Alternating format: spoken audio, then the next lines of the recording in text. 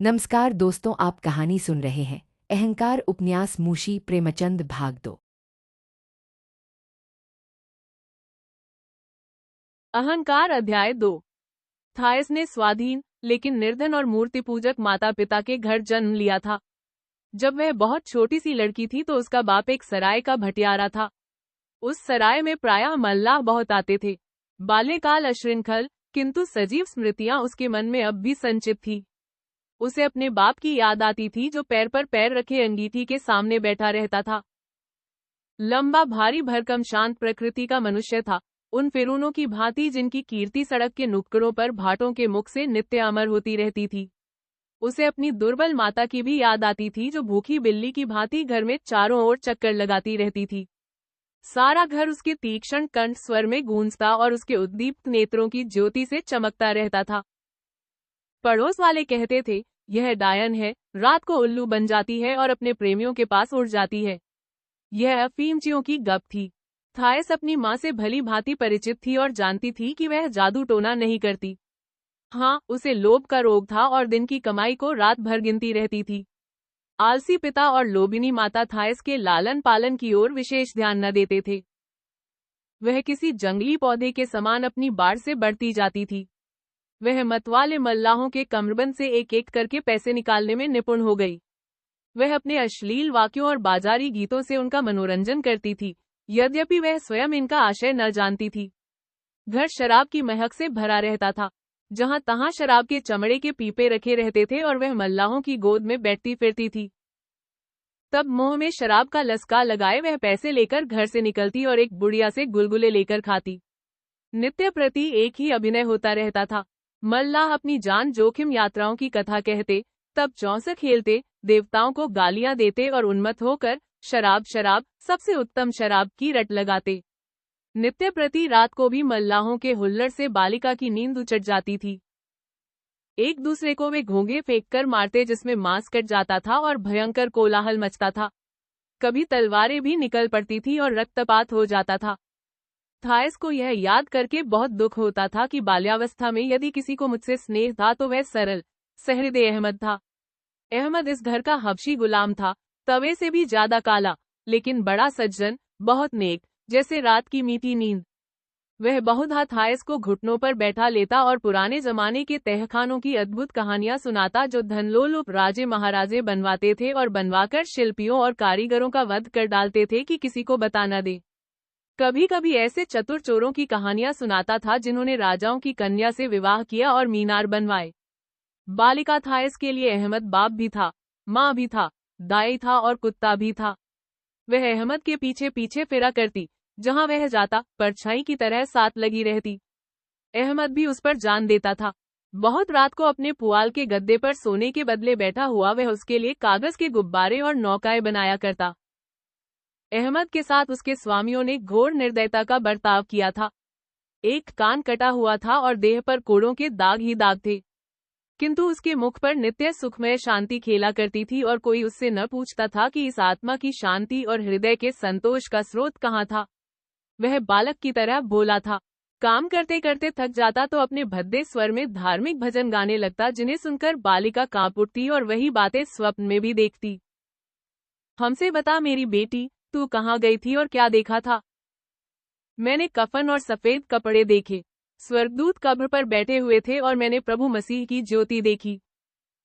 थापस उससे पूछती, दादा, तुम कब्र में बैठे हुए दूतों का भजन क्यों गाते हो? अहमद जवाब देता, मेरी आंखों की नन्ही पुतली, मैं स्वर्गदूत के भजन इसलिए गाता हूँ कि हमारे प्रभु मसीह स्वर्गलोक को उड़ गए हैं। अहमद ईसाई था, उसकी यथोचित रीति से दीक्षा हो चुकी थी और ईसाइयों के समाज में उसका नाम भी थियोडोर प्रसिद्ध था। वह रातों को छिपकर अपने सोने के समय में उनके संगीतों में शामिल हुआ करता था। उस समय ईसाई धर्म पर विपत्ति की घटाएं छाई हुई थी। रूस के बादशाह की आज्ञा से ईसाइयों के गिरजे खोदकर फेंक दिए गए थे, पवित्र पुस्तकें जला डाली गई थी और पूजा की सामग्रियां लूट ली गई थी। ईसाइयों के सम्मान पर छीन लिए गए थे और चारों ओर उन्हें मौत ही मौत दिखाई देती थी। इस्कंदरिया में रहने वाले समस्त ईसाई समाज के लोग संकट में थे। जिसके विषय में ईसावलंबी होने का जरा भी संदेह होता, उसे तुरंत कैद में डाल दिया जाता था। सारे देश में इन खबरों से हाहाकार मचा हुआ था कि श्याम, अरब, ईरान आदि स्थानों में ईसाई बिशपों और व्रतधारिणी कुमारियों को कोड़े मारे गए हैं, सूली दी गई है और जंगल के जानवरों के सामने डाल दिया गया है। इस दारुण विपत्ति के समय जब ऐसा निश्चय हो रहा था कि ईसाइयों का नाम निशान भी न रहेगा, एंथोनी ने अपने एकांतरवास से निकलकर मानो मुरझाए हुए धान में पानी डाल दिया। एंथोनी मिस्र निवासी ईसाइयों का नेता, विद्वान, सिद्ध पुरुष था, जिसके अलौकिक कृत्यों की खबरें दूर दूर तक फैली हुई थी। वह आत्मज्ञानी और तपस्वी था। उसने समस्त देश में भ्रमण करके ईसाई संप्रदाय मात्र को श्रद्धा और धर्मोत्साह से प्लावित कर दिया था। विधर्मियों से गुप्त रहकर वह एक समय में ईसाइयों की समस्त सभाओं में पहुंच जाता था और सभी में उस शक्ति और विचारशीलता का संचार कर देता था जो उसके रोम रोम में व्याप्त थी। गुलामों के साथ असाधारण कठोरता का व्यवहार किया गया था। इससे भयभीत होकर कितने ही धर्म विमुख हो गए और अधिकांश जंगल को भाग गए। वहां या तो वे साधु हो जाएंगे या डाके मारकर निर्वाह करेंगे। लेकिन अहमद पूर्ववत इन सभाओं में सम्मिलित होता, कैदियों से भेंट करता, आहत पुरुषों का क्रियाकर्म करता और निर्भय होकर ईसाई धर्म की घोषणा करता था। प्रतिभाशाली एंथोनी अहमद की यह दृढ़ता और निश्चलता देखकर इतना प्रसन्न हुआ कि चलते समय उसे छाती से लगा लिया और उसे बड़े प्रेम से आशीर्वाद दिया। जब थायस 7 वर्ष की हुई तो अहमद ने उससे ईश्वर चर्चा करनी शुरू की। उसकी कथा सत्य और असत्य का विचित्र मिश्रण लेकिन बाल्य हृदय के अनुकूल थी। ईश्वर फिरौन की भांति स्वर्ग में अपने हरम के खेमों और अपने बाग के वृक्षों की छांव में रहता है। वह बहुत प्राचीन काल से वहां रहता है और दुनिया से भी पुराना है। उसके केवल एक ही बेटा है, जिसका नाम प्रभु यीशु है। वह स्वर्ग के दूतों से और रमणीय युवतियों से भी सुंदर है। ईश्वर उसे हृदय से प्यार करता है। उसने एक दिन प्रभु मसीह से कहा, मेरे भवन और हरम, मेरे छुहारे के वृक्षों और मीठे पानी की नदियों को छोड़कर पृथ्वी पर जाओ और दीन दुखी प्राणियों का कल्याण करो। वहां तुझे छोटे बालक की भांति रहना होगा। वहां दुख ही तेरा भोजन होगा और तुझे इतना रोना होगा कि तेरे आंसुओं से नदियां बह निकले, जिनमें दीन दुखी जन नहाकर अपनी थकन को भूल जाएं। जाओ प्यारे पुत्र। प्रभु मसीह ने अपने पूज्य पिता की आज्ञा मान ली और आकर बेतलहम नगर में अवतार लिया।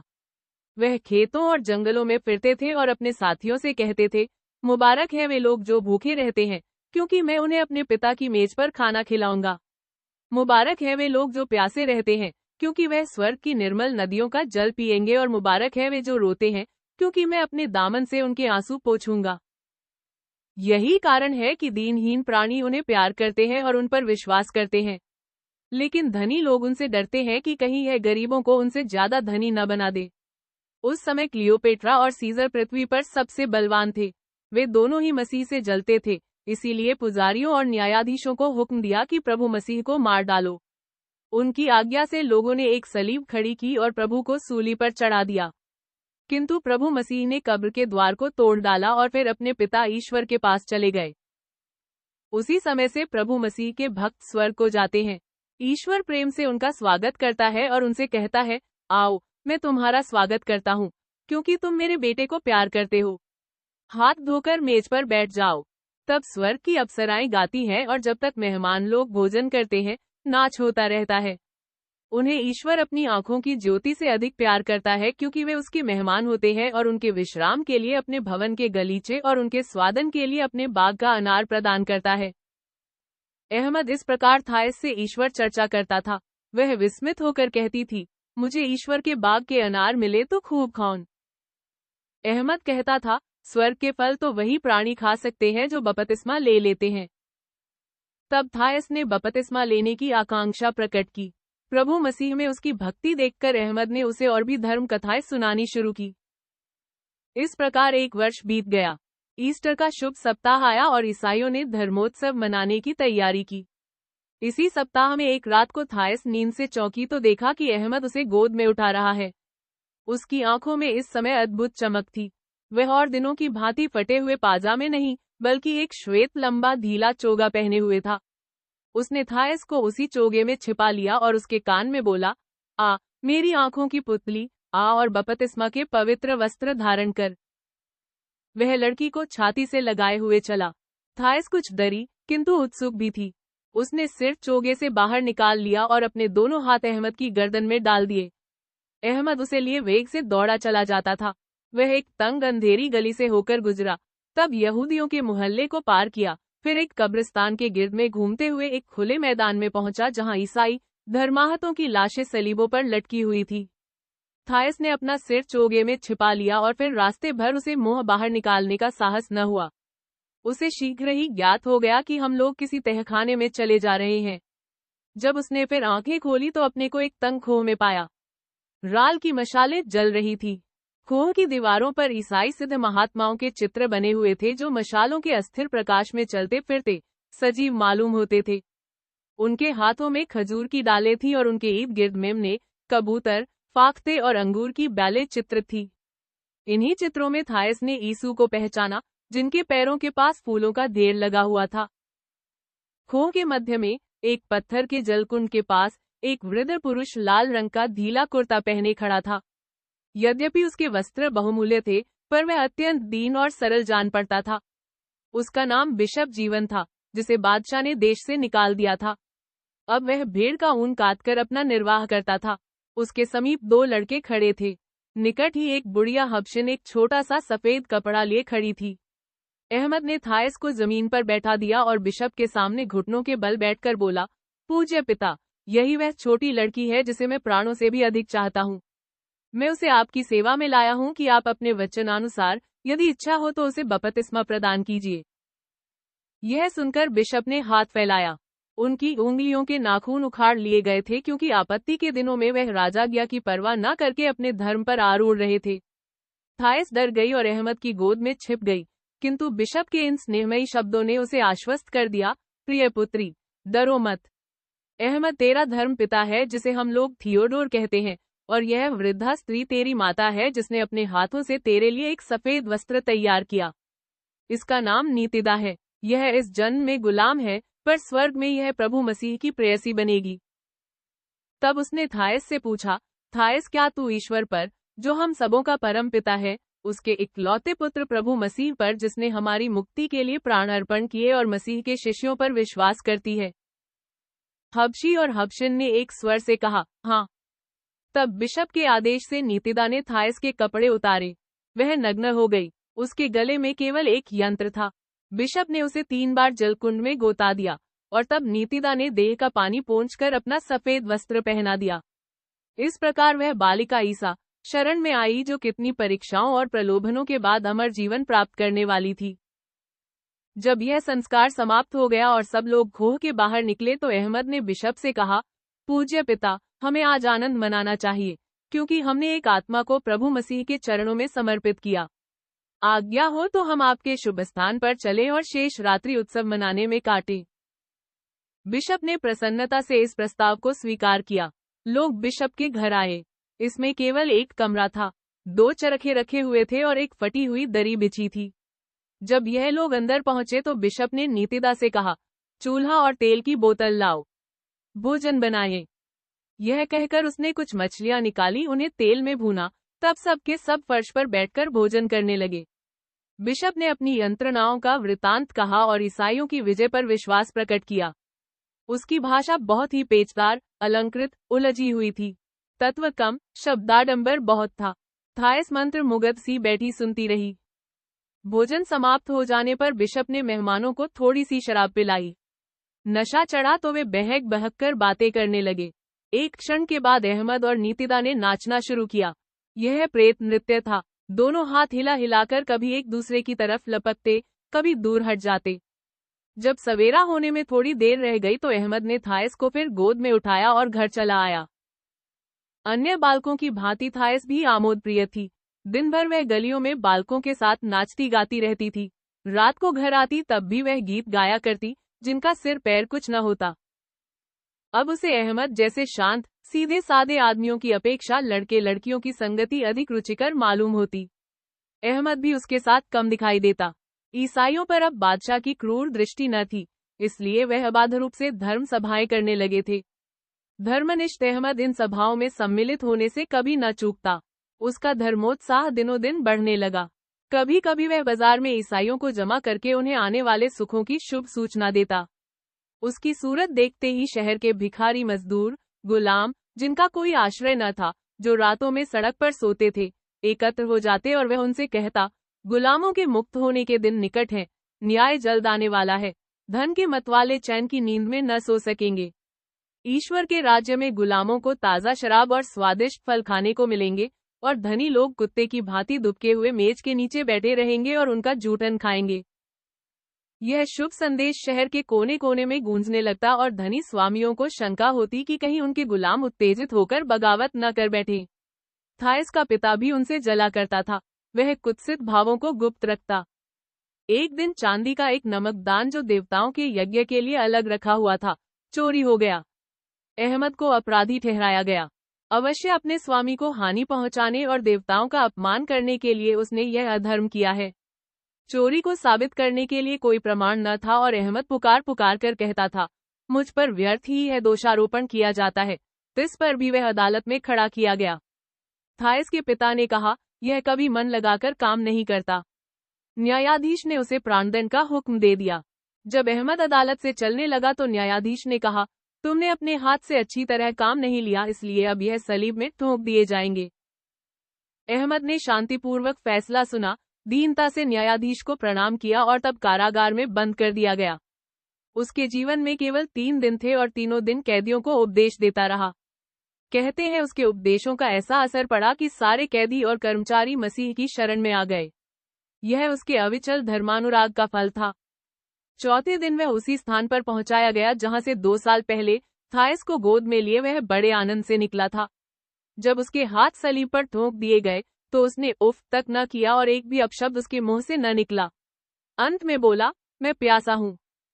3 दिन और 3 रात उसे असह्य प्राण पीड़ा भोगनी पड़ी। मानव शरीर इतना दुस्सह विच्छेद सह सकता है, असंभव सा प्रतीत होता था। बार बार लोगों को ख्याल होता था कि वह मर गया है। मक्खियां आंखों पर जमा हो जाती, किंतु सहसा उसके रक्तवर्ण नेत्र खुल जाते। चौथे दिन प्रातःकाल उसने बालकों के से सरल और मृदुस्वर में गाना शुरू किया, मरियम, बता तू कहाँ गई थी और वहां क्या देखा? तब उसने मुस्कुराकर कहा, वह स्वर्ग के दूत तुझे लेने को आ रहे हैं। उनका मुख कितना तेजस्वी है। वह अपने साथ फल और शराब लिए आते हैं। उनके पैरों से कैसी निर्मल सुखद वायु चल रही है। और यह कहते कहते उसका प्राणांत हो गया। मरने पर भी उसका मुखमंडल आत्मोल्लास से उद्दीप्त हो रहा था, यहाँ तक कि वे सिपाही भी जो सलीब की रक्षा कर रहे थे, विस्मित हो गए।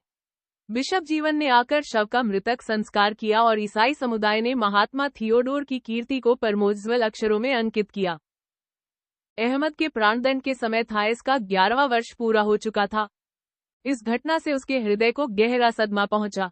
उसकी आत्मा अभी इतनी पवित्र न थी कि वह अहमद की मृत्यु को उसके जीवन के समान ही मुबारक समझती, उसकी मृत्यु को उद्धार समझकर प्रसन्न होती। उसके अबोध मन में यह भ्रांत बीज उत्पन्न हुआ कि इस संसार में वही प्राणी दया धर्म का पालन कर सकता है जो कठिन से कठिन यातनाएं सहने के लिए तैयार रहे। यहाँ सज्जनता का दंड अवश्य मिलता है। उसे सत्कर्म से भय होता था कि कहीं मेरी भी यही दशा न हो। उसका कोमल शरीर पीड़ा सहने में असमर्थ था। वह छोटी ही उम्र में बंदरगाह के युवकों के साथ क्रीड़ा करने लगी। संध्या समय वह बूढ़े आदमियों के पीछे लग जाती और उनसे कुछ न कुछ ले मरती। इस भांति जो कुछ मिलता उससे मिठाइयाँ और खिलौने मोल लेती। पर उसकी लोभिनी माता चाहती थी कि वह जो कुछ पाए वह मुझे दे। थायस इसे न मानती थी, इसलिए उसकी माता उसे मारा पीटा करती थी। माता की मार से बचने के लिए वह बहुधा घर से भाग जाती और शहरपनाह की दीवार की दरारों में वन्य जंतुओं के साथ छिपी रहती। एक दिन उसकी माता ने इतनी निर्दयता से उसे पीटा कि वह घर से भागी और शहर के फाटक के पास चुपचाप पड़ी सिसक रही थी कि एक बुढ़िया उसके सामने आकर खड़ी हो गई।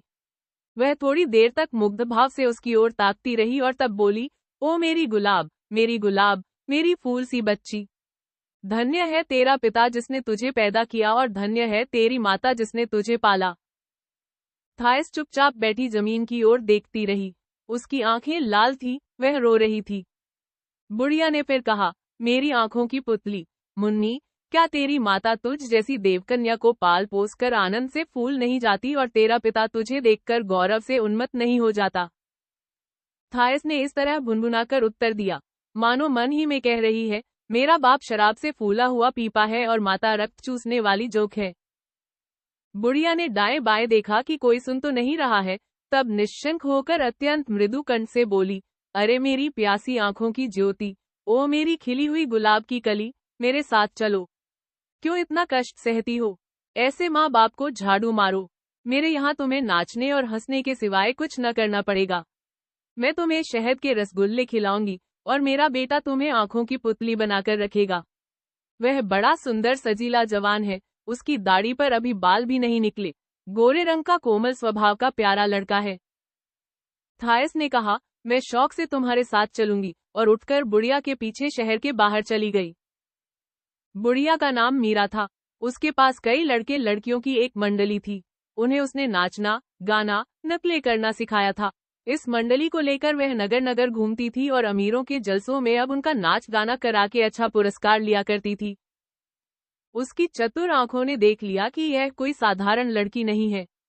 उसका उठान कहे देता था कि आगे चलकर वह अत्यंत रूपवती रमणी होगी। उसने उसे कोड़े मारकर संगीत और पिंगल की शिक्षा दी। जब सितार के तारों के साथ उसके पैर न उठते तो वह उसकी कोमल पिंडलियों में चमड़े के तस्मे से मारती। उसका पुत्र जो हिजड़ा था, थायस से द्वेष रखता था, जो उसे स्त्री मात्र से था। पर वह नाचने में, नकल करने में, मनोगत भावों को संकेत, सैन, आकृति द्वारा व्यक्त करने में, प्रेम की बातों के दर्शाने में अत्यंत कुशल था। हिजड़ों में यह गुण प्रायः ईश्वरदत्त होते हैं। उसने थायस को यह विद्या सिखाई, खुशी से नहीं, बल्कि इसलिए कि इस तरकीब से वह जी भरकर थायस को गालियां दे सकता था। जब उसने देखा कि थायस नाचने गाने में निपुण होती जा रही है और रसिक लोग उसके नृत्य गान से जितने मुग्ध होते हैं उतने मेरे नृत्य कौशल से नहीं होते, तो उसकी छाती पर सांप लौटने लगा। वह उसके गालों को नोच लेता, उसके हाथ पैरों में चुटकियां काटता, पर उसकी जलन से थायस को लेश मात्र भी दुख न होता था। निर्दय व्यवहार का उसे अभ्यास हो गया था। अंतियोकस उस समय बहुत आबाद शहर था। मीरा जब इस शहर में आई तो उसने रईसों से थायस की खूब प्रशंसा की। थायस का रूप लावण देखकर लोगों ने बड़े चाव से उसे अपनी राग रंग की मजलिसों में निमंत्रित किया और उसके नृत्य गान पर मोहित हो गए। शनैः शनैः यही उसका नित्य का काम हो गया। नृत्य गान समाप्त होने पर वह प्रायः सेठ साहूकारों के साथ नदी के किनारे घने कुंजों में विहार करती। उस समय तक उसे प्रेम के मूल्य का ज्ञान न था। जो कोई बुलाता उसके पास जाती, मानो कोई जौहरी का लड़का धनराशि को कौड़ियों की भांति लुटा रहा हो। उसका एक एक कटाक्ष हृदय को कितना उद्विग्न कर देता है, उसका एक एक कर स्पर्श कितना रोमांचकारी होता है, यह उसके अज्ञात यौवन को विदित न था। एक रात को उसका मुजरा नगर के सबसे धनी रसिक युवकों के सामने हुआ। जब नृत्य बंद हुआ तो नगर के प्रधान राज्य कर्मचारी का बेटा जवानी की उमंग और कामचेतना से विह्वल होकर उसके पास आया और ऐसे मधुर स्वर में बोला जो प्रेमरस में सने हुए थे, थायस, यह मेरा परम सौभाग्य होता कि यदि तेरे अलकों में गूंथी हुई पुष्पमाला या तेरे कोमल शरीर का आभूषण अथवा तेरे चरणों की पादुका में होता। यह मेरी परम लालसा है कि पादुका की भांति तेरे सुंदर चरणों से कुचला जाता, मेरा प्रेमालिंगन तेरे सुकोमल शरीर का आभूषण और तेरी अलक राशि का पुष्प होता। सुंदरी रमणी, मैं प्राणों को हाथ में लिए तेरी भेंट करने को उत्सुक हो रहा हूँ। मेरे साथ चल और हम दोनों प्रेम में मग्न होकर संसार को भूल जाएं। जब तक वह बोलता रहा, थायस उसकी ओर विस्मित होकर ताकती रही। उसे ज्ञात हुआ कि उसका रूप मनोहर है। अकस्मात उसे अपने माथे पर ठंडा पसीना बहता हुआ जान पड़ा। वह हरी घास की भांति आर्द्र हो गई। उसके सिर में चक्कर आने लगे, आंखों के सामने मेघघटा सी उठती हुई जान पड़ी। युवक ने फिर वही प्रेमाकांक्षा प्रकट की, लेकिन थायस ने फिर इनकार किया। उसके आतुर नेत्र, उसकी प्रेम याचना सब निष्फल हुई और जब उसने अधीर होकर उसे अपनी गोद में ले लिया और बलात् खींच ले जाना चाहा तो उसने निष्ठुरता से उसे हटा दिया। तब वह उसके सामने बैठकर रोने लगा, पर उसके हृदय में एक नवीन, अज्ञात और अलक्षित चैतन्यता उदित हो गई। वह अब भी दुराग्रह करती रही। मेहमानों ने सुना तो बोले, यह कैसी पगली है, लोलस कुलीन, रूपवान, धनी है और यह नाचने वाली युवती उसका अपमान करती है। लोलस उस रात घर लौटा तो प्रेमवत से मतवाला हो रहा था। प्रातःकाल वह फिर थायस के घर आया तो उसका मुख विवर्ण और आंखें लाल थी। उसने थायस के द्वार पर फूलों की माला चढ़ाई, लेकिन थायस भयभीत और अशांत थी और लोलस से मुंह छिपाती रहती थी। फिर भी लोलस की स्मृति एक क्षण के लिए भी उसकी आंखों से न उतरती। उसे वेदना होती थी पर वह इसका कारण न जानती थी। उसे आश्चर्य होता था कि मैं इतनी खिन्न और अन्यमनस्क क्यों हो गई हूँ। वह अन्य सब प्रेमियों से दूर भागती थी, उनसे उसे घृणा होती थी। उसे दिन का प्रकाश अच्छा न लगता। सारे दिन अकेले बिछावन पर पड़ी तकिए में मुंह छिपाए रोया करती। लोलस कई बार किसी न किसी युक्ति से उसके पास पहुंचा, पर उसका प्रेमाग्रह, रोना धोना एक भी उसे न पिघला सका। उसके सामने वह ताक न सकती, केवल यही कहती, नहीं नहीं। लेकिन एक पक्ष के बाद उसकी जिद जाती रही। उसे ज्ञात हुआ कि मैं लोलस के प्रेमपाश में फंस गई हूँ। वह उसके घर गई और उसके साथ रहने लगी। अब उसके आनंद की सीमा न थी। दिन भर एक दूसरे से आंखें मिलाए बैठे प्रेमलाप किया करते। संध्या को नदी के नीरव निर्जन तट पर हाथ में हाथ डाले टहलते। कभी कभी अरुणोदय के समय पहाड़ियों पर संबुल के फूल बटोरने चले जाते। उनकी थाली एक थी, प्याला एक था, मेज एक थी। लोलस उसके मुंह के अंगूर निकालकर अपने मुंह में खा जाता। तब मीरा लोलस के पास आकर रोने पीटने लगी कि मेरी थाइस को छोड़ दो। वह मेरी बेटी है, मेरी आंखों की पुतली। मैंने इसी उदर से उसे निकाला, इस गोद में उसका लालन पालन किया, और अब तू उसे मेरी गोद से छीन लेना चाहता है। लोलस ने उसे प्रचुर धन देकर विदा किया, लेकिन जब वह धन तृष्णा से लोलुप होकर फिर आई तो लोलस ने उसे कैद करा दिया। न्यायाधिकारियों को ज्ञात हुआ कि वह कुटनी है, भोली लड़कियों को बहका ले जाना ही उसका उद्यम है, तो उसे प्राणदंड दे दिया और वह जंगली जानवरों के सामने फेंक दी गई। लोलस अपनी अखंड संपूर्ण कामना से थाइस को प्यार करता था। उसकी प्रेम कल्पना ने विराट रूप धारण कर लिया था, जिससे उसकी किशोर चेतना सशंक हो जाती थी। थाइस अंतःकरण से कहती, मैंने तुम्हारे सिवाय और किसी से प्रेम नहीं किया। लोलस जवाब देता, तुम संसार में अद्वितीय हो। दोनों पर 6 माह तक यह नशा सवार रहा। अंत में टूट गया। थाइस को ऐसा जान पड़ता कि मेरा हृदय शून्य और निर्जन है, वहां से कोई चीज गायब हो गई है। लोलस उसकी दृष्टि में कुछ और मालूम होता था। वह सोचती, मुझ में सहसा यह अंतर क्यों हो गया? यह क्या बात है कि लोलस अब और मनुष्यों का सा हो गया है, अपना सा नहीं रहा। मुझे क्या हो गया है? यह दशा उसे असह्य प्रतीत होने लगी। अखंड प्रेम के आस्वादन के बाद अब यह नीरस शुष्क व्यापार उसकी तृष्णा को तृप्त न कर सका। वह अपने खोए हुए लोलस को किसी अन्य प्राणी में खोजने की गुप्त इच्छा को हृदय में छिपाए हुए लोलस के पास से चली गई। उसने सोचा कि प्रेम रहने पर भी किसी पुरुष के साथ रहना उस आदमी के साथ रहने से कहीं सुखकर है जिससे अब प्रेम नहीं रहा। वह फिर नगर के विषय भोगियों के साथ उन धर्मोत्सवों में जाने लगी, जहां वस्त्रहीन युवतियां मंदिरों में नृत्य किया करती थी, या जहां वेश्याओं के गोल नदी में तैरा करते थे। वह उस विलासप्रिय और रंगीले नगर के रागरंग में दिल खोलकर भाग लेने लगी। वह नित्य रंगशालाओं में आती, जहां चतुर गवैये और नर्तक देश देशांतरों से आकर अपने करतब दिखाते थे, और उत्तेजना के भूखे दर्शक वृंद वाह वाह की ध्वनि में आसमान सिर पर उठा लेते थे। थाइस गायकों, अभिनेताओं, विशेषता उन स्त्रियों की चालढाल को बड़े ध्यान से देखा करती थी, जो दुखांत नाटकों में मनुष्य से प्रेम करने वाली देवियों या देवताओं से प्रेम करने वाली स्त्रियों का अभिनय करती थी। शीघ्र ही उसे वह लटके मालूम हो गए, जिनके द्वारा वह पात्राएं दर्शकों का मन हर लेती थी, और उसने सोचा, क्या मैं जो उन सबों से रूपवती हूँ, ऐसा ही अभिनय करके दर्शकों को प्रसन्न नहीं कर सकती? वह रंगशाला व्यवस्थापक के पास गई और उससे कहा कि मुझे भी इस नाट्य मंडली में सम्मिलित कर लीजिए।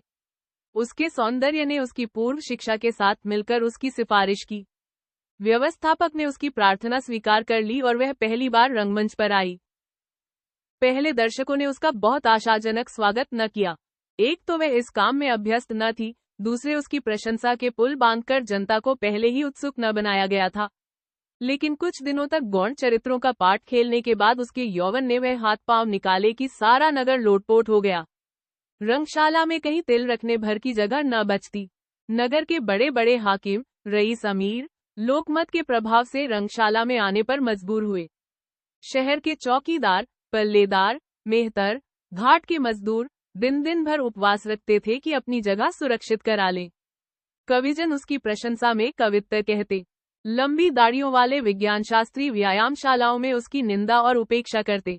जब उसका तामझाम सड़क पर से निकलता तो ईसाई पादरी मुंह फेर लेते थे। उसके द्वार की चौखट पुष्पमालाओं से ढकी रहती थी। अपने प्रेमियों से उसे इतना अतुल मिलता कि उसे गिनना मुश्किल था। तराजू पर तौल लिया जाता था। कृपण बूढ़ों की संग्रह की हुई समस्त संपत्ति उसके ऊपर कौड़ियों की भांति लुटाई जाती थी। पर उसे गर्व न था, ऐठ न थी। देवताओं की कृपा दृष्टि और जनता की प्रशंसा ध्वनि से उसके हृदय को गौरवयुक्त आनंद होता था। सबकी प्यारी बनकर वह अपने को प्यार करने लगी थी। कई वर्ष तक एंटियोकवासियों के प्रेम और प्रशंसा का सुख उठाने के बाद उसके मन में प्रबल उत्कंठा हुई कि इस्कंदरिया चलूं और उस नगर में अपना ठाट बाट दिखाऊं जहां बचपन में मैं नंगी, भूखी, दरिद्र और दुर्बल सड़कों पर मारी मारी फिरती थी और गलियों की खाक छानती थी। इस्कंदरिया आंखें बिछाए उसकी राह देखता था। उसने बड़े हर्ष से उसका स्वागत किया और उस पर मोती बरसाए। वह क्रीड़ा भूमि में आती तो धूम मच जाती। प्रेमियों और विलासियों के मारे उसे सांस न मिलती, पर वह किसी को मोह न लगाती। दूसरा, लोलस उसे जब न मिला तो उसने उसकी चिंता ही छोड़ दी। उस स्वर्ग सुख की अब उसे आशा न थी। उसके अन्य प्रेमियों में तत्वज्ञानी निसियास भी था, जो विरक्त होने का दावा करने पर भी उसके प्रेम का इच्छुक था। वह धनवान था, पर अन्य धनपतियों की भांति अभिमानी और मंदबुद्धि न था। उसके स्वभाव में विनय और सौहार्द की आभा झलकती थी, किंतु उसका मधुर हास्य और मृदु कल्पनाएं उसे रिझाने में सफल न होती। उसे निसियास से प्रेम न था, कभी कभी उसके सुभाषितों से उसे चिढ़ होती थी। उसके शंकावाद से उसका चित्त व्यग्र हो जाता था, क्योंकि निसियास की श्रद्धा किसी पर न थी और थायस की श्रद्धा सभी पर थी। वह ईश्वर पर, भूत प्रेतों पर, जादू टोने पर, यंत्र मंत्र पर पूरा विश्वास करती थी। उसकी भक्ति प्रभु मसीह पर भी थी। श्यामवालों की पुनीता देवी पर भी उसे विश्वास था कि रात को जब अमुक प्रेत गलियों में निकलता है तो कुतियां भूंकती हैं। मारण, उच्चाटन, वशीकरण के विधानों पर और शक्ति पर उसे अटल विश्वास था। उसका चित्त अज्ञात के लिए उत्सुक रहता था। वह देवताओं की मनौतियां करती थी और सदैव सुभाषाओं में मग्न रहती थी। भविष्य से वह सशंक रहती थी, फिर भी उसे जानना चाहती थी। उसके यहाँ ओझे, सयाने, तांत्रिक, मंत्र जगाने वाले, हाथ देखने वाले जमा रहते थे। वह उनके हाथों नित्य धोखा खाती पर सतर्क न होती थी। वह मौत से डरती थी और उससे सतर्क रहती थी। सुख भोग के समय भी उसे भय होता था कि कोई निर्दय कठोर उसका गला दबाने के लिए बढ़ा आता है, और वह चिल्ला उठती थी। निसियास कहता था, प्रिय, एक ही बात है, चाहे हम रुग्ण और जर्जर होकर महारात्रि की गोद में समा जाएं, अथवा यहीं बैठे आनंद भोग करते, हंसते खेलते संसार से प्रस्थान कर जाएं। जीवन का उद्देश्य सुख भोग है। आओ जीवन की बहार लूटें। प्रेम से हमारा जीवन सफल हो जाएगा। इंद्रियों द्वारा प्राप्त ज्ञान ही यथार्थ ज्ञान है। इसके सिवाय सब मिथ्या है, धोखा है। प्रेम ही से ज्ञान प्राप्त होता है। जिसका हमको ज्ञान नहीं, वह केवल कल्पना है। मिथ्या के लिए अपने जीवन सुख में क्यों बाधा डालें? थायस सरोष होकर उत्तर देती, तुम जैसे मनुष्यों से भगवान बचाए, जिन्हें कोई आशा नहीं, कोई भय नहीं। मैं प्रकाश चाहती हूँ जिससे मेरा अंतःकरण चमक उठे। जीवन के रहस्य को समझने के लिए उसने दर्शन ग्रंथों को पढ़ना शुरू किया, पर वह उसकी समझ में न आए। ज्यों ज्यों बाल्यावस्था उससे दूर होती जाती थी, त्यों त्यों उसकी याद उसे विकल करती थी। उसे रातों को भेष बदलकर उन सड़कों, गलियों, चौराहों पर घूमना बहुत प्रिय मालूम होता जहां उसका बचपन इतने दुख से कटा था। उसे अपने माता पिता के मरने का दुख होता था, इस कारण और भी कि वह उन्हें प्यार न कर सकी थी। जब किसी ईसाई पूजक से उसकी भेंट हो जाती थी तो उसे अपना बपतिस्मा याद आता और चित्त अशांत हो जाता। एक रात को वह एक लंबा लबादा ओढ़े, सुंदर केशों को एक काले टोप में छिपाए, शहर के बाहर विचर रही थी कि सहसा वह एक गिरजाघर के सामने पहुंच गई। उसे याद आया, मैंने इसे पहले भी देखा है। कुछ लोग अंदर गा रहे थे और दीवार की दरारों से उज्जवल प्रकाश रेखाएं बाहर झांक रही थी। इसमें कोई नवीन बात न थी, क्योंकि इधर लगभग 20 वर्षों से ईसाई धर्म में कोई विघ्न बाधा न थी। ईसाई लोग निरापद रूप से अपने धर्मोत्सव करते थे, लेकिन इन भजनों में इतनी अनुरक्ति, करुण स्वर्ग ध्वनि थी, जो मर्मस्थल में चुटकियां लेती हुई जान पड़ती थी। थायस अंतःकरण के वशीभूत होकर इस तरह द्वार खोलकर भीतर घुस गई मानो किसी ने उसे बुलाया है। वहां उसे बाल, वृद्ध, नर नारियों का एक बड़ा समूह एक समाधि के सामने सिजदा करता हुआ दिखाई दिया। यह कब्र केवल पत्थर का एक ताबूत था, जिस पर अंगूर के गुच्छों और बेलों के आकार बने हुए थे, पर उस पर लोगों की असीम श्रद्धा थी। वह खजूर की टहनियों और गुलाब की पुष्पमालाओं से ढकी हुई थी। चारों तरफ दीपक जल रहे थे और उसके मलिन प्रकाश में लोबान, ऊद आदि का धुआं स्वर्गदूतों के वस्त्रों की तहों सा दिखता था, और दीवार के चित्र स्वर्ग के दृश्यों के से। कई श्वेत वस्त्रधारी पादरी कब्र के पैरों पर पेट के बल पड़े हुए थे। उनके भजन दुख के आनंद को प्रकट करते थे और अपने शोकोल्लास में दुख, हर्ष और सुख, हर्ष और शोक का ऐसा समारोह कर रहे थे कि थायस को उनके सुनने से जीवन के सुख और मृत्यु के भय एक साथ ही किसी जल स्रोत की भांति अपने सचिन स्नायुओं में बहते हुए जान पड़े। जब गाना बंद हुआ तो भक्तजन उठे और एक कतार में कब्र के पास जाकर उसे चूमा। यह सामान्य प्राणी थे जो मजदूरी करके निर्वाह करते थे। क्या ही धीरे धीरे पग उठाते, आंखों में आंसू भरे, सिर झुकाए वे आगे बढ़ते और बारी बारी से कब्र की परिक्रमा करते थे। स्त्रियों ने अपने बालकों को गोद में उठाकर कब्र पर उनके ओठ रख दिए। थायस ने विस्मित और चिंतित होकर एक पादरी से पूछा, पूज्य पिता, यह कैसा समारोह है? पादरी ने उत्तर दिया, क्या तुम्हें नहीं मालूम कि हम आज संत थियोडोर की जयंती मना रहे हैं? उनका जीवन पवित्र था, उन्होंने अपने को धर्म की बलिवेदी पर चढ़ा दिया और इसलिए हम श्वेत वस्त्र पहनकर उनकी समाधि पर लाल गुलाब के फूल चढ़ाने आए हैं। यह सुनते ही थायस घुटनों के बल बैठ गई और जोर से रो पड़ी। अहमद की अर्ध विस्मृतियां जागृत हो गई। उस दीन, दुखी, अभागे प्राणी की कीर्ति कितनी उज्जवल है। उसके नाम पर दीपक जलते हैं, गुलाब की लपटें आती हैं, हवन के सुगंधित धुएं उठते हैं, मीठे स्वरों का नाद होता है और पवित्र आत्माएं मस्तक झुकाती हैं। थायस ने सोचा अपने जीवन में वह पुण्यात्मा था, पर अब वह पूज्य और उपास्य हो गया है। वह अन्य प्राणियों की अपेक्षा क्यों इतना श्रद्धास्पद है? वह कौन सी अज्ञात वस्तु है जो धन और भोग से भी बहुमूल्य है? वह आहिस्ता से उठी और उस संत की समाधि की ओर चली जिसने उसे गोद में खिलाया था। उसकी अपूर्व आंखों में भरे हुए अश्रुबिंदु दीपक के आलोक में चमक रहे थे। तब वह सिर झुकाकर दीन भाव से कब्र के पास गई और उस पर अपने अधरों से अपनी हार्दिक श्रद्धा अंकित कर दी, उन्हीं अधरों से जो अगणित तृष्णाओं का क्रीड़ा क्षेत्र थे। जब वह घर आई तो निसियास को बाल सवारे वस्त्रों में सुगंध मले, कमर के बंद खोले बैठे देखा। वह उसके इंतजार में समय काटने के लिए एक नीतिग्रंथ पढ़ रहा था। उसे देखते ही वह बाहें खोले उसकी ओर बढ़ा और मृदुहास्य से बोला, कहाँ गई थी चंचला देवी? तुम जानती हो तुम्हारे इंतजार में बैठा हुआ मैं इस नीति ग्रंथ में क्या पढ़ रहा था? नीति के वाक्य और शुद्धाचरण के उपदेश। कदापि नहीं। ग्रंथों के पन्नों पर अक्षरों की जगह अगणित छोटी छोटी थाई से नृत्य कर रही थी। उनमें से एक भी मेरी उंगली से बड़ी न थी, पर उनकी छवि अपार थी और सब एक ही था इसका प्रतिबिंब थी। कोई तो रत्नजड़ित वस्त्र पहने करती हुई चलती थी, कोई श्वेत मेघमुख के सदृश स्वच्छ आवरण धारण किए हुए थी, कोई ऐसी भी थी जिसकी नग्नता हृदय में वासना का संचार करती थी। सबके पीछे दो एक ही रंग रूप की थी, इतनी अनुरूप कि उनमें भेद करना कठिन था। दोनों हाथ में हाथ मिलाए हुए थी, दोनों ही हंसती थी। पहली कहती थी मैं प्रेम हूँ, दूसरी कहती थी मैं नृत्य हूँ। यह कहकर निसियास ने थायस को अपने करपाश में खींच लिया। थायस की आंखें झुकी हुई थी। निसियास को यह ज्ञान न हो सका कि उनमें कितना रोष भरा हुआ है। वह इसी भांति सूक्तियों की वर्षा करता रहा, इस बात से बेखबर कि थायस का ध्यान ही इधर नहीं है। वह कह रहा था, अपनी आत्मशुद्धि के मार्ग में कोई बाधा मत आने दो। तो मैंने पढ़ा, थायस के अधर स्पर्श अग्नि से दाहक और मधु से मधुर है। इसी भांति एक पंडित दूसरे पंडितों के विचारों को उलट पलट देता है, और यह तुम्हारा ही दोष है। यह सर्वथा सत्य है कि जब तक हम वही हैं जो हैं, तब तक हम दूसरों के विचारों में अपने ही विचारों की झलक देखते रहते हैं। वह अब भी इधर मुखातिब न हुई। उसकी आत्मा अभी तक हबशी की कब्र के सामने झुकी हुई थी। सहसा उसे आह भरते हुए देखकर उसने उसकी गर्दन का चुंबन कर लिया और बोला, प्रिय, संसार में सुख नहीं है जब तक हम संसार को भूल न जाएं। आओ, हम संसार से छल करें, छल करके उससे कुछ लें, प्रेम में सब कुछ भूल जाएं। लेकिन उसने उसे पीछे हटा दिया और व्यथित होकर बोली, तुम प्रेम का मर्म नहीं जानते।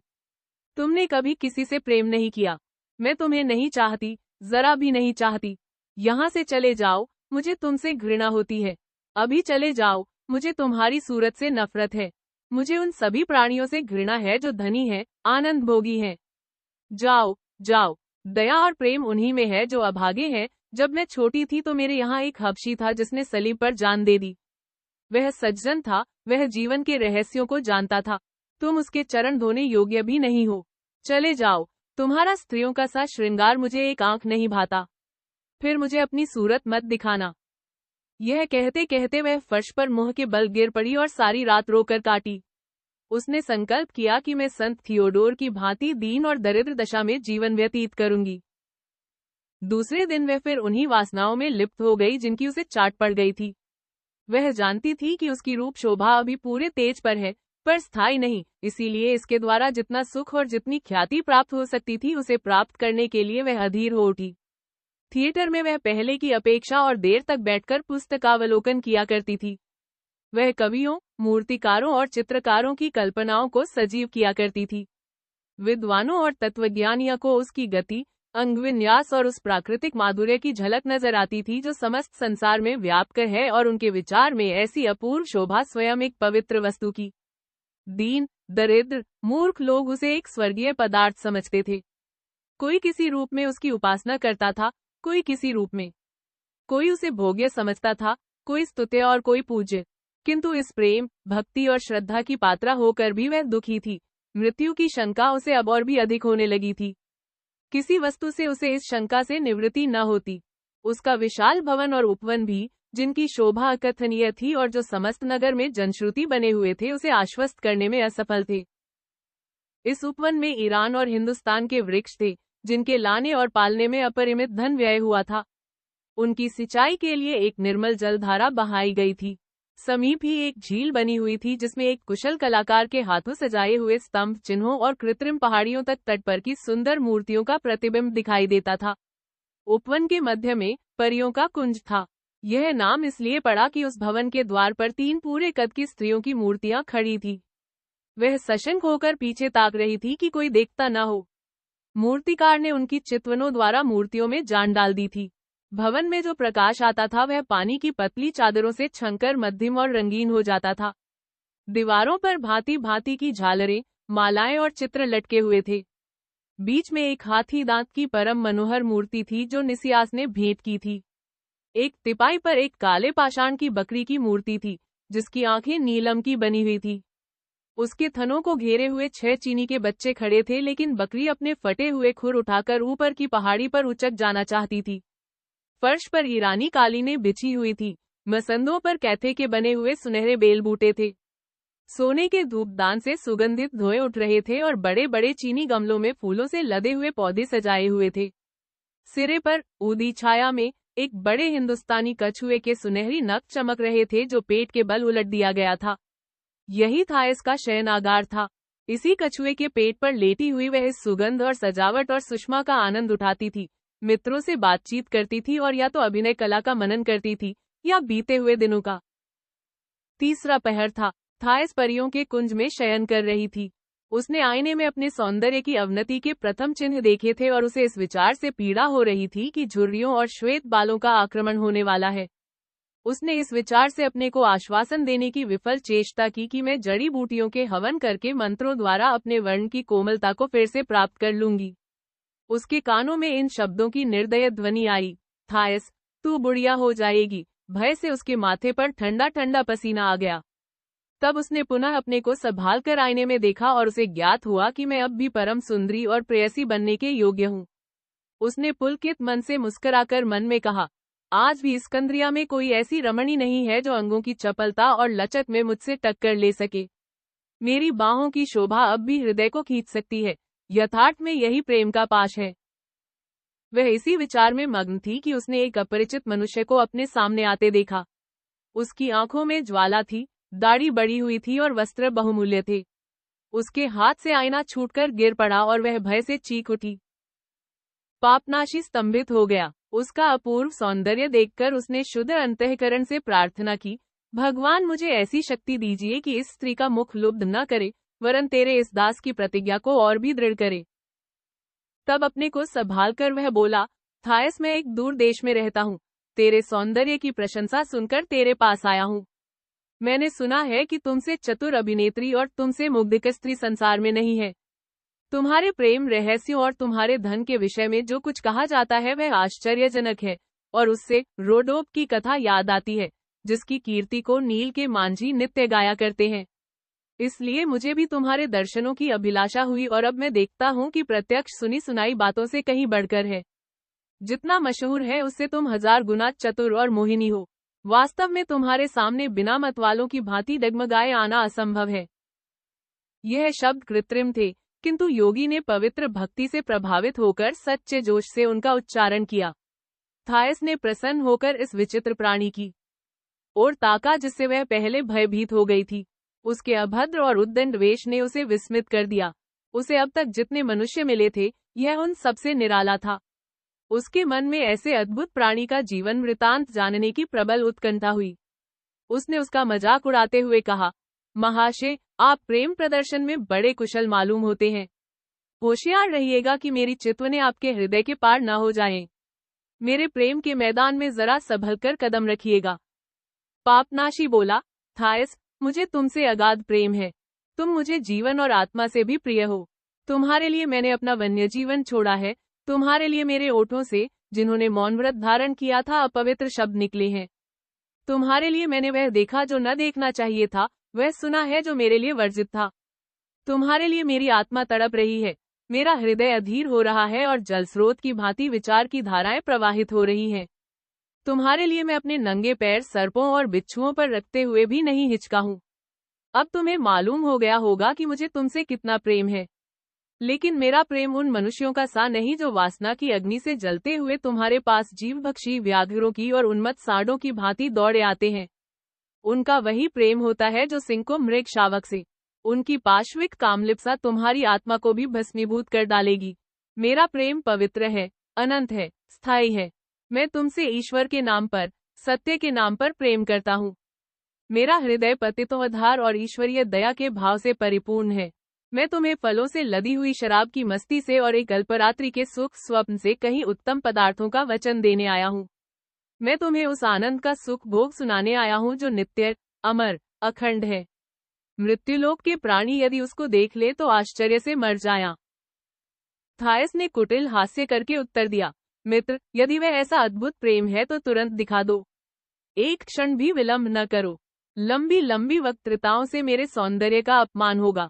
मैं आनंद का स्वाद उठाने के लिए रो रही हूँ, किंतु जो मेरे दिल की बात पूछो तो मुझे भय है कि मुझे इस कोरी प्रशंसा के सिवा और कुछ हाथ न आएगा। वादे करना आसान है, उन्हें पूरा करना मुश्किल है। सभी मनुष्यों में कोई न कोई गुण विशेष होता है।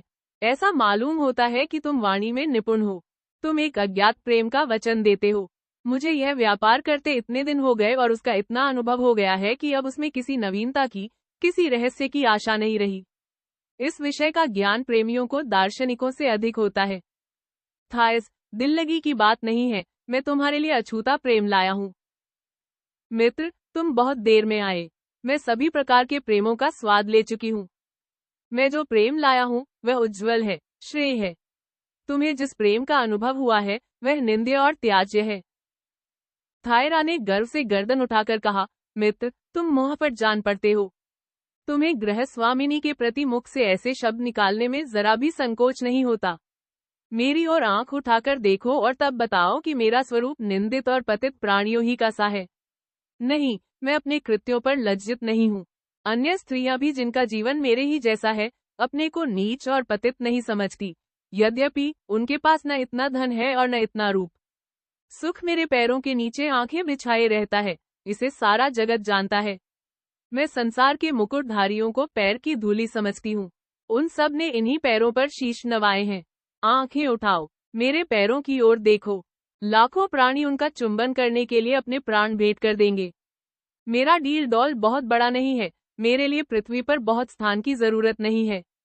जो लोग मुझे देवमंदिर के शिखर पर से देखते हैं, उन्हें मैं बालू के कण के समान दिखती हूँ। पर इस कण ने मनुष्यों में जितनी ईर्ष्या, जितना द्वेष, जितनी निराशा, जितनी अभिलाषा और जितने पापों का संचार किया है, उनके बोझ से अटल पर्वत भी दब जाएगा। जब मेरी कीर्ति समस्त संसार में प्रसारित हो रही है तो तुम्हारी लज्जा और निंदा की बात करना पागलपन नहीं तो और क्या है। पापनाशी ने अविचलित भाव से उत्तर दिया, सुंदरी, यह तुम्हारी भूल है। मनुष्य जिस बात की सराहना करते हैं वह ईश्वर की दृष्टि में पाप है। हमने इतने भिन्न भिन्न देशों में जन्म लिया है कि यदि हमारी भाषा और विचार अनुरूप न हो तो कोई आश्चर्य की बात नहीं।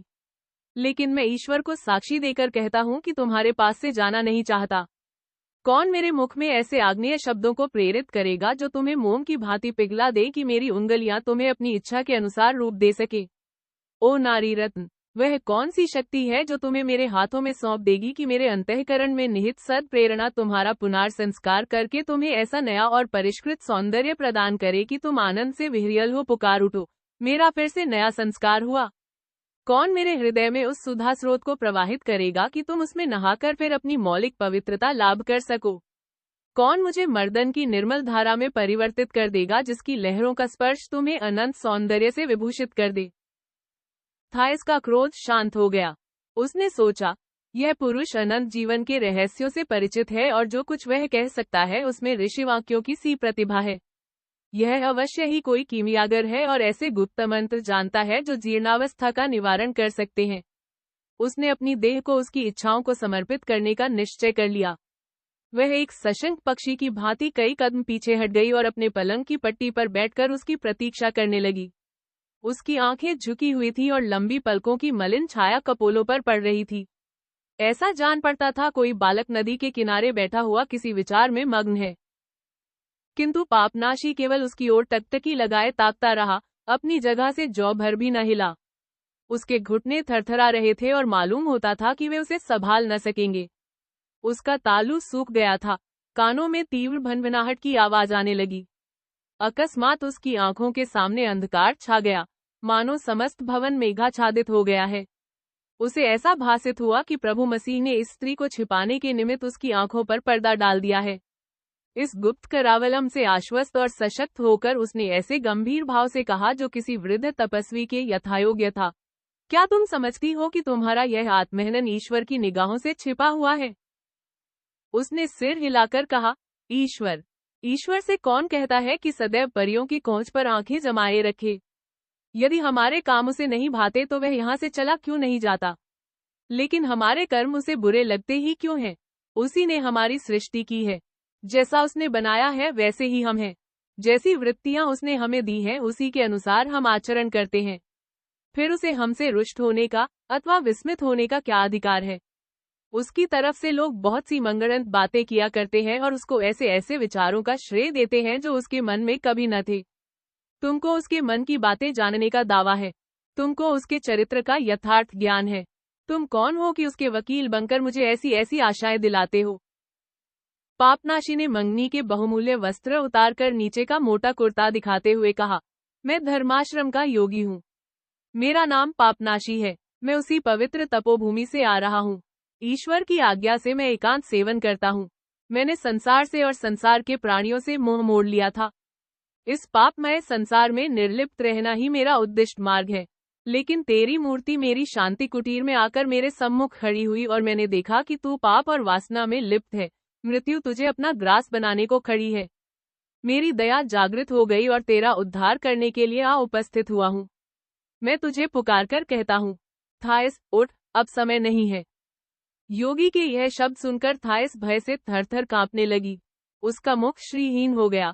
वह केश छिटकाए, दोनों हाथ जोड़े रोती और विलाप करती हुई उसके पैरों पर गिर पड़ी और बोली, महात्मा जी, ईश्वर के लिए मुझ पर दया कीजिए। आप यहाँ क्यों आए हैं? आपकी क्या इच्छा है? मेरा सर्वनाश न कीजिए। मैं जानती हूँ कि तपोभूमि के ऋषिगण हम जैसी स्त्रियों से घृणा करते हैं, जिसका जन्म ही दूसरों को प्रसन्न रखने के लिए होता है। मुझे भय हो रहा है कि आप मुझसे घृणा करते हैं और मेरा सर्वनाश करने पर उद्यत हैं। कृपया यहाँ से सिधारिए। मैं आपकी शक्ति और सिद्धि के सामने सिर झुकाती हूँ, लेकिन आपका मुझ पर कोप करना उचित नहीं है, क्योंकि मैं अन्य मनुष्यों की भांति आप लोगों की भिक्षावृत्ति और संयम की निंदा नहीं करती। आप भी मेरे भोग विलास को पाप न समझिए। मैं रूपवती और अभिनय करने में चतुर हूँ। मेरा काबू न अपनी दशा पर है और न अपनी प्रकृति पर।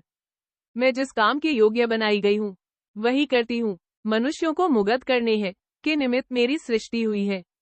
आप भी तो अभी कह रहे थे कि मैं तुम्हें प्यार करता हूँ। अपनी सिद्धियों से मेरा अनुपकार न कीजिए। ऐसा मंत्र न बताइए कि मेरा सौंदर्य नष्ट हो जाए या मैं पत्थर तथा नमक की मूर्ति बन जाऊं। मुझे भयभीत न कीजिए। मेरे तो पहले ही से प्राण सूखे हुए हैं। मुझे मौत का मोह न दिखाइए। मुझे मौत से बहुत डर लगता है। पापनाशी ने उसे उठने का इशारा किया और बोला, बच्चा, डर मत। तेरे प्रति अपमान या घृणा का शब्द भी मेरे मुंह से न निकलेगा। मैं उस महान पुरुष की ओर से आया हूँ जो पापियों को गले लगाता था, वेश्याओं के घर भोजन करता था, हत्यारों से प्रेम करता था, पतितों को सांत्वना देता था। मैं स्वयं पापमुक्त नहीं हूँ कि दूसरों पर पत्थर फेंकूं। मैंने कितनी ही बार उस विभूति का दुरुपयोग किया है जो ईश्वर ने मुझे प्रदान की है। क्रोध ने मुझे यहाँ आने पर उत्साहित नहीं किया। मैं दया के वशीभूत होकर आया हूँ। मैं निष्कपट भाव से प्रेम के शब्दों में तुझे आश्वासन देता हूँ। क्योंकि मेरा पवित्र धर्म स्नेह ही मुझे यहाँ लाया है। मेरे हृदय में वात्सल्य की अग्नि प्रज्वलित हो रही है, और यदि तेरी आंखों में जो विषय के स्थूल अपवित्र दृश्यों के वशीभूत हो रही है, वस्तुओं को उनके आध्यात्मिक रूप में देखती, तो तुझे विदित होता कि मैं उस जलती हुई झाड़ी का एक पल्लव हूँ। हो ईश्वर ने अपने प्रेम का परिचय देने के लिए मूसा को पर्वत पर दिखाई थी, जो समस्त संसार में व्याप्त है, और जो वस्तुओं को भस्म कर देने के बदले जिस वस्तु में प्रवेश करती है उसे सदा के लिए निर्मल और सुगंध में बना देती है। थायस ने आश्वस्त होकर कहा, महात्मा जी, अब मुझे आप पर विश्वास हो गया है। मुझे आपसे किसी अनिष्ट या अमंगल की आशंका नहीं है। मैंने धर्माश्रम के तपस्वियों की बहुत चर्चा सुनी है। एंटोनी और पॉल के विषय में बड़ी अद्भुत कथाएं सुनने में आई हैं। आपके नाम से भी मैं अपरिचित नहीं हूँ, और मैंने लोगों को कहते सुना है कि यद्यपि आपकी उम्र अभी कम है, आप धर्मनिष्ठा में उन तपस्वियों से भी श्रेष्ठ है जिन्होंने अपना समस्त जीवन ईश्वर आराधना में व्यतीत किया। यद्यपि मेरा आपसे परिचय न था, किंतु आपको देखते ही मैं समझ गई थी कि आप कोई साधारण पुरुष नहीं हैं। बताइए, आप मुझे वह वस्तु प्रदान कर सकते हैं जो सारे संसार के सिद्ध और साधु, ओझे और सयाने, कापालिक और वैतालिक नहीं कर सके। आपके पास मौत की दवा है। आप मुझे अमर जीवन दे सकते हैं। यही सांसारिक इच्छाओं का सप्तम स्वर्ग है। पापनाशी ने उत्तर दिया, कामिनी, अमर जीवन लाभ करना प्रत्येक प्राणी की इच्छा के अधीन है। विषय वासनाओं को त्याग दे जो तेरी आत्मा का सर्वनाश कर रहे हैं। उस शरीर को पिशाचों के पंजे से छुड़ा ले जिसे ईश्वर ने अपने मुंह के पानी से साना और अपने श्वास से जिलाया, अन्यथा प्रेत और पिशाच उसे बड़ी क्रूरता से जलाएंगे। नित्य के विलास से तेरे जीवन का स्रोत क्षीण गया है। आ और एकांत के पवित्र सागर में उसे फिर प्रवाहित कर दे। आ और मरुभूमि में छिपे हुए स्रोतों का जल सेवन कर जिनका उफान स्वर्ग तक पहुंचता है। ओ चिंताओं में डूबी हुई आत्मा, आ अपनी इच्छित वस्तु को प्राप्त कर। ओ आनंद की भूखी स्त्री, आ और सच्चे आनंद का आस्वादन कर। दरिद्रता का, विराग का, त्याग का ईश्वर के चरणों में आत्मसमर्पण कर। आ ओ स्त्री जो आज प्रभु मसीह की द्रोहिणी है, लेकिन कल उसकी प्रेयसी होगी। आ उसका दर्शन कर, उसे देखते ही तू पुकार उठेगी, मुझे प्रेमधन मिल गया। थायस भविष्य चिंतन में खोई हुई थी। बोली, महात्मा, अगर मैं जीवन के गुणों को त्याग दूं और कठिन तपस्या करूं तो क्या यह सत्य है कि मैं फिर जन्म लूंगी और मेरे सौंदर्य को आंच न आएगी? पापनाशी ने कहा, थायस, मैं तेरे लिए अनंत जीवन का संदेश लाया हूँ। विश्वास कर, मैं जो कुछ कहता हूँ वह सर्वथा सत्य है। थायस, मुझे उसकी सत्यता पर विश्वास क्यों कराए? पापनाशी ने कहा, दौद और अन्य नबी उसकी साक्षी देंगे, तुझे अलौकिक दृश्य दिखाई देंगे, वह इसका समर्थन करेंगे। थायस, योगी जी, आपकी बातों से मुझे बहुत संतोष हो रहा है, क्योंकि वास्तव में मुझे इस संसार में सुख नहीं मिला। मैं किसी रानी से कम नहीं हूँ, किंतु फिर भी मेरी दुराशाओं और चिंताओं का अंत नहीं है। मैं जीने से उकता गई हूँ। अन्य स्त्रियां मुझ पर ईर्ष्या करती है, पर मैं कभी कभी उस दुख की मारी पोपली बुढ़िया पर ईर्ष्या करती हूँ जो शहर के फाटक की छांव में बैठी बताशी बेचा करती है। कितनी ही बार मेरे मन में आया है कि गरीब ही सुखी, सज्जन और सच्चे होते हैं, और दीन, हीन, निष्प्रभ रहने में चित्त को बड़ी शांति मिलती है। आपने मेरी आत्मा में एक तूफान सा पैदा कर दिया है, और जो चीज नीचे दबी पड़ी थी उसे ऊपर कर दिया है। हाँ, मैं किसका विश्वास करूं? मेरे जीवन का क्या अंत होगा? जीवन ही क्या है? वह यह बातें कर रही थी कि पापनाशी के मुख पर तेज छा गया। सारा मुखमंडल आदि ज्योति से चमक उठा। उसके मुंह से यह प्रतिभाशाली वाक्य निकले, कामिनी, सुन, मैंने जब तेरे इस घर में कदम रखा तो मैं अकेला न था। मेरे साथ कोई और भी था, और वह अब भी मेरे बगल में खड़ा है। तू अभी उसे नहीं देख सकती, क्योंकि तेरी आंखों में इतनी शक्ति नहीं है, लेकिन शीघ्र ही स्वर्गीय प्रतिभा से तू उसे आलोकित देखेगी, और तेरे मुंह से आप ही आप निकलेगा, यही मेरा आराध्य देव है। तूने अभी उसकी अलौकिक शक्ति देखी। अगर उसने मेरी आंखों के सामने अपने दयालु हाथ न फैला दिए होते तो अब तक मैं तेरे साथ पापाचरण कर चुका होता, क्योंकि स्वतः मैं अत्यंत दुर्बल और पापी हूँ। लेकिन उसने हम दोनों की रक्षा की। वह जितना ही शक्तिशाली है उतना ही दयालु है, और उसका नाम है मुक्तिदाता। दौद और अन्य नबियों ने उसके आने की खबर दी थी। चरवाहों और ज्योतिषियों ने हिंडोले में उसके आगे शीश झुकाया था। फरीसियों ने उसे सलीब पर चढ़ाया, फिर वह उठकर स्वर्ग को चला गया। तुझे मृत्यु से इतना सशंक देखकर वह स्वयं तेरे घर आया है कि तुझे मृत्यु से बचा ले। प्रभु मसीह, क्या इस समय तुम यहाँ उपस्थित नहीं हो, उसी रूप में जो तुमने गैलिली के निवासियों को दिखाया था? कितना विचित्र समय था कि बैतुलहम के बालक तारागण को हाथ में लेकर खेलते थे, जो उस समय धरती के निकट ही स्थित थे। प्रभु मसीह, क्या यह सत्य नहीं है कि तुम इस समय यहाँ उपस्थित हो और मैं तुम्हारी पवित्र देह को प्रत्यक्ष देख रहा हूँ? क्या तेरा दयालु कोमल मुखारविंद यहाँ नहीं है? और क्या वह आंसू जो तेरे गालों पर बह रहे हैं प्रत्यक्ष आंसू नहीं है? हाँ, ईश्वरीय न्याय का कर्ता उन मोतियों के लिए हाथ रोपे खड़ा है और उन्हीं मोतियों से थायस की आत्मा की मुक्ति होगी। प्रभु मसीह, क्या तू बोलने के लिए ओठ नहीं खोले हुए है? बोल, मैं सुन रहा हूँ। और थायस, सुलक्षण थायस, सुन, प्रभु मसीह तुझसे क्या कह रहे हैं। ए मेरी भटकी हुई मेष सुंदरी, मैं बहुत दिनों से तेरी खोज में हूँ। अंत में मैं तुझे पा गया। अब फिर मेरे पास से न भागना। आ, मैं तेरा हाथ पकड़ लूं और अपने कंधों पर बिठाकर स्वर्ग के बाड़े में ले चलूं। आ मेरी थायस, मेरी प्रियतमा, आ और मेरे साथ रो। यह कहते कहते पापनाशी भक्ति से विहौल होकर जमीन पर घुटनों के बल बैठ गया। उसकी आंखों से आत्मोल्लास की ज्योति रेखाएं निकलने लगी और थायस को उसके चेहरे पर जीते जागते मसीह का स्वरूप दिखाई दिया। वह करुण क्रंदन करती हुई बोली, ओ मेरी बीती हुई बाल्यावस्था, ओ मेरे दयालु पिता अहमद, ओ संत थियोडोर, मैं क्यों न तेरी गोद में उसी समय मर गई जब तू अरुणोदय के समय मुझे अपनी चादर में लपेटे लिए आता था और मेरे शरीर से बपतिस्मा के पवित्र जल की बूंदें टपक रही थी। पापनाशी यह सुनकर चौंक पड़ा, मानो कोई अलौकिक घटना हो गई है, और दोनों हाथ फैलाए हुए थायस की ओर यह कहते हुए बढ़ा, भगवान तेरी महिमा अपार है। क्या तू बपतिस्मा के जल से प्लावित हो चुकी है? हे परम पिता, भक्तवत्सल प्रभु, ओ बुद्धि के अगाध सागर, अब मुझे मालूम हुआ कि वह कौन सी शक्ति थी जो मुझे तेरे पास खींच कर लाई। अब मुझे ज्ञात हुआ कि वह कौन सा रहस्य था। अब मुझे मालूम हुआ कि मैं तेरे प्रेम पाश में क्यों इस भांति जकड़ गया था कि अपना शांतिवास छोड़ने पर विवश हुआ।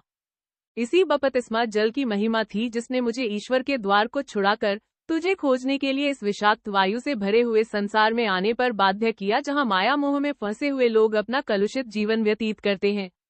उस पवित्र जल की एक बूंद, केवल एक बूंद मेरे मुख पर छिड़क दी गई है जिसमें तूने स्नान किया था। आ मेरी प्यारी बहन, आ और अपने भाई के गले लग जा, जिसका हृदय तेरा अभिवादन करने के लिए तड़प रहा है। यह कहकर पापनाशी ने वाराग्ना के सुंदर ललाट को अपने ओठों से स्पर्श किया। इसके बाद वह चुप हो गया कि ईश्वर स्वयं मधुर सांत्वनाप्रद शब्दों में थायस को अपनी दयालुता का विश्वास दिलाए, और परियों के रमणीक कुंज में थायस की सिसकियों के सिवा, जो जलधारा की कलकल ध्वनि से मिल गई थी, और कुछ न सुनाई दिया। वह इसी भांति देर तक रोती रही। अश्रु प्रवाह को रोकने का प्रयत्न उसने न किया, यहाँ तक कि उसके हबशी गुलाम सुंदर वस्त्र, फूलों के हार और भांति भांति के इत्र लिए आ पहुंचे। उसने मुस्कुराने की चेष्टा करके कहा, अब रोने का समय बिल्कुल नहीं रहा। आंसुओं से आंखें लाल हो जाती हैं और उनमें चित्त को विकल करने वाला पुष्प विकास नहीं रहता। चेहरे का रंग फीका पड़ जाता है, वर्ण की कोमलता नष्ट हो जाती है। मुझे आज कई रसिक मित्रों के साथ भोजन करना है। मैं चाहती हूँ कि मेरा मुखचंद्र 16 कला से चमके, क्योंकि वहाँ कई ऐसी स्त्रियां आएंगी जो मेरे मुख पर चिंता या ग्लानि के चिन्ह को तुरंत भाप जाएंगी और मन में प्रसन्न होंगी कि अब इसका सौंदर्य थोड़े ही दिनों का और मेहमान है। नायिका अब प्रौढ़ा हुआ चाहती है। ये गुलाम मेरा श्रृंगार करने आए हैं। पूज्य पिता, अब आप कृपया दूसरे कमरे में जा बैठिए और इन दोनों को अपना काम करने दीजिए। यह अपने काम में बड़े प्रवीण और कुशल हैं। मैं उन्हें यथेष्ट पुरस्कार देती हूँ। वह जो सोने की अंगूठियां पहने हैं और जिनके मोती के से दांत चमक रहे हैं, उसे मैंने प्रधानमंत्री की पत्नी से लिया है। पापनाशी की पहले तो यह इच्छा हुई कि थायस को इस भोज में सम्मिलित होने से यथाशक्ति रोके, पर पुनः विचार किया तो विदित हुआ कि यह उतावली का समय नहीं। वर्षों का जमा हुआ मनोमालिन्य एक रगड़ से नहीं दूर हो सकता। रोग का मूलनाश शनैः शनैः क्रम क्रम से ही होगा। इसलिए उसने धर्मोत्साह के बदले बुद्धिमत्ता से काम लेने का निश्चय किया और पूछा, वहां किन किन मनुष्यों से भेंट होगी? उसने उत्तर दिया, पहले तो वयोवृद्ध कोटा से भेंट होगी, जो यहाँ के जल सेना के सेनापति हैं। उन्होंने यह वत दी है। निसियास और अन्य दार्शनिक भी आएंगे, जिन्हें किसी विषय की मीमांसा करने ही में सबसे अधिक आनंद प्राप्त होता है। इनके अतिरिक्त कवि समाजभूषण कलिक्रांत और देवमंदिर के अध्यक्ष भी आएंगे। कई युवक होंगे जिनको घोड़े निकालने ही में परम आनंद आता है और कई स्त्रियां मिलेंगी जिनके विषय में इसके सिवाय और कुछ नहीं कहा जा सकता कि वे युवतियां हैं। पापनाशी ने ऐसी उत्सुकता से जाने की सम्मत दी मानो उसे आकाशवाणी हुई है। बोला, तो अवश्य जाओ थायस, अवश्य जाओ, मैं तुम्हें सहर्ष आज्ञा देता हूँ। लेकिन मैं तेरा साथ न छोड़ूंगा, मैं भी इस दावत में तुम्हारे साथ चलूंगा। इतना जानता हूँ कि कहाँ बोलना और कहाँ चुप रहना चाहिए। मेरे साथ रहने से तुम्हें कोई असुविधा अथवा झेप न होगी। दोनों गुलाम अभी उसको आभूषण पहना ही रहे थे कि थायस खिलखिलाकर हंस पड़ी और बोली, वह धर्माश्रम के एक तपस्वी को मेरे प्रेमियों में देखकर क्या कहेंगे। अहंकार उपन्यास मूशी प्रेमचंद भाग 2 कहानी समाप्त हुई। आपको यह कहानी कैसी लगी कमेंट बॉक्स में लिखकर जरूर बताएं। धन्यवाद।